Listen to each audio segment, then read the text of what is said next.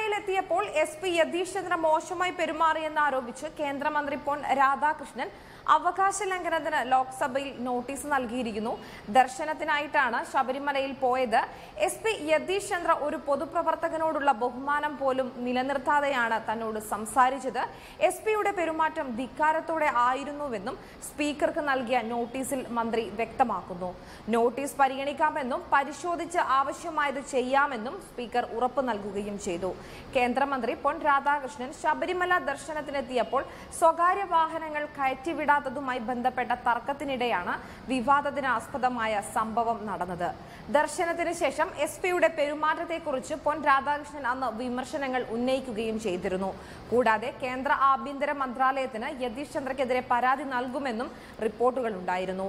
കേരളത്തിൽ നിന്നുള്ള BJP നേതാവ് AN രാധാകൃഷ്ണനും സംഘത്തിനും ഒപ്പം ദർശനത്തിനെത്തിയ മന്ത്രി പൊൻ രാധാകൃഷ്ണൻ പമ്പയിലേക്ക് സ്വകാര്യ വാഹനങ്ങൾ കയറ്റിവിടാത്തതിനെ ചോദ്യം ചെയ്തിരുന്നു. മന്ത്രി ഉത്തരവിട്ടാൽ ഗതാഗതം അനുവദിക്കാമെന്ന് പറഞ്ഞ യതീഷ് ചന്ദ്ര ശബരിമലയിലെ സ്ഥിതിവിശേഷങ്ങൾ വ്യക്തമാക്കി കൊടുക്കുകയും ചെയ്തു. തുടർന്ന് മന്ത്രി ഉദ്യോഗസ്ഥരോട് കാര്യങ്ങൾ ചോദിച്ചറിയുകയും സ്വകാര്യ വാഹനം ഉപേക്ഷിച്ച് ബസ്സിൽ പമ്പയിലേക്ക് തിരിക്കുകയുമായിരുന്നു. നാഗർകോവിലിലെ ക്ഷേത്രത്തിൽ നിന്ന് ഇരുമുടിക്കെട്ട് നിറച്ചാണ് ശബരിമല ദർശനത്തിന് കൂടിയായി കേന്ദ്രമന്ത്രി എത്തിയത്. ബേസ് ക്യാമ്പിലെ സൗകര്യങ്ങളെയും പമ്പയിലേക്ക് സ്വകാര്യ വാഹനങ്ങൾ കടത്തിവിടാത്തതിനെയും കുറിച്ച് സുരക്ഷാ ചുമതലയുള്ള SP യതീഷ് ചന്ദ്രയോട് ഇതിനിടെ കേന്ദ്രമന്ത്രി പൊൻ രാധാകൃഷ്ണൻ ചോദിച്ചറിയുകയും ചെയ്തിരുന്നു. എല്ലാ വാഹനങ്ങളും കടത്തിവിട്ടാൽ വലിയ ഗതാഗത കുരുക്കുണ്ടാകും, സ്വകാര്യ വാഹനങ്ങൾ പോയാൽ ഗതാഗത തടസ്സമുണ്ടാകുമെന്നും SP വ്യക്തമാക്കുകയും ചെയ്തിരുന്നു. മന്ത്രി ഉത്തരവിട്ടാൽ ഗതാഗതം അനുവദിക്കാം, താങ്കൾ ഉത്തരവാദിത്തം ഏറ്റെടുക്കുമോ എന്നും യതീഷ് ചന്ദ്ര മറുപടി കൊടുത്തിരുന്നു.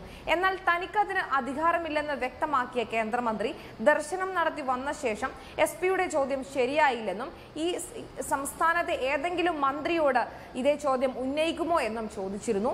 യതീഷ് ചന്ദ്ര മോശമായി പെരുമാറിയോ ഇല്ലയോ എന്ന് നിങ്ങൾ തീരുമാനിക്കൂ എന്നാണ് മാധ്യമപ്രവർത്തകരോട് അദ്ദേഹം അന്ന് പറയുകയും ചെയ്തിരുന്നത്.